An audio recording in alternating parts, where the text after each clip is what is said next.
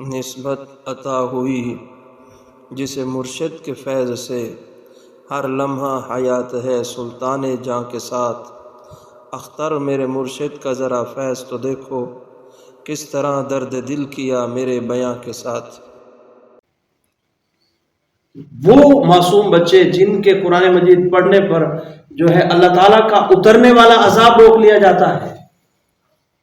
جو عذاب اللہ تعالیٰ اتارنا چاہتے ہیں اور بستی میں اتارنے کے لیے فرشتے اس پوری بستی میں کوہرام مچانے کے لیے جب آ جاتے ہیں اور اس بستی میں بچوں کو دیکھا جاتا ہے جو قرآن مجید پڑھ رہے ہیں، تلاوت کر رہے ہیں،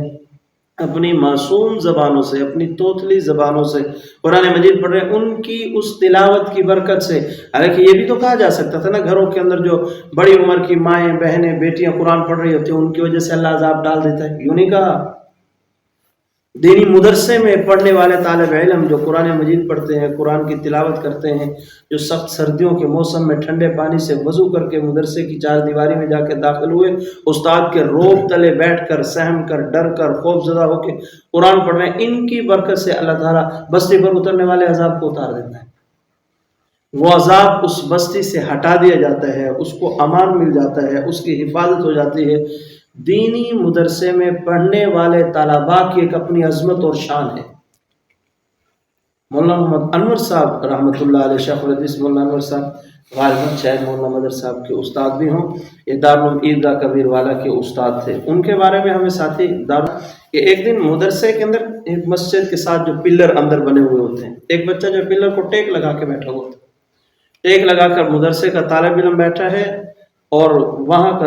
جنرل کونسلر تھا یا کوئی یونین کا ناظم، نائب ناظم، اس طرح کا کوئی عہدے دار تھا، وہ آیا اور اس نے آ کر بچے کو یوں نہیں کہا کہ بھئی ہٹ جاؤ میں یہاں بیٹھتا ہوں، بچے اس طرح اس ٹھوکر ماری، پیر ان کر کے، بھئی تھوٹ کوئی میں تھے۔ حضرت نے جمعہ پڑھا رہے تھے، بیان بند کر دے اور فرمایا دفع ہو جا، تو پہلے مسجد سے نکلے گا پھر میں بیان سنوں، تیری کیا ضرورت ہے کہ تو مدرسے کے طالب علم کو یوں ٹھوکر کے ساتھ اٹھائے۔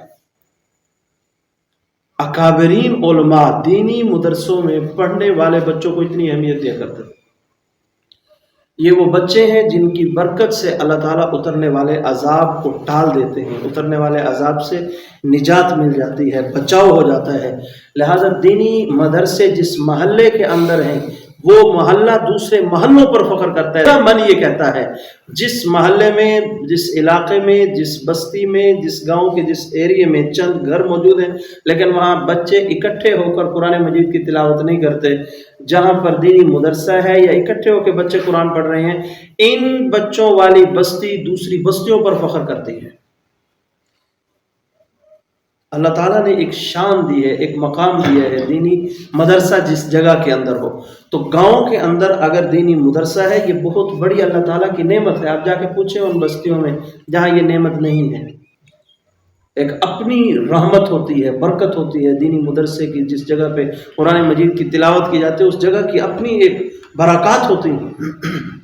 اس جگہ کی اپنی ایک شان ہوتی ہے، اپنی ایک ویلیو ہوتی ہے، اپنا ایک مقام ہوتا ہے۔ تو پہلی چیز مکاتب، جہاں پر قرآن مجید بچے پڑھتے ہیں، قرآن مجید کو ناظرہ پڑھیں یا حفظ پڑھیں، جس طرح کی ترتیب میں بھی ہے، اس جگہ پر اللہ تعالیٰ کی خاص رحمتوں کا نزول ہوتا ہے۔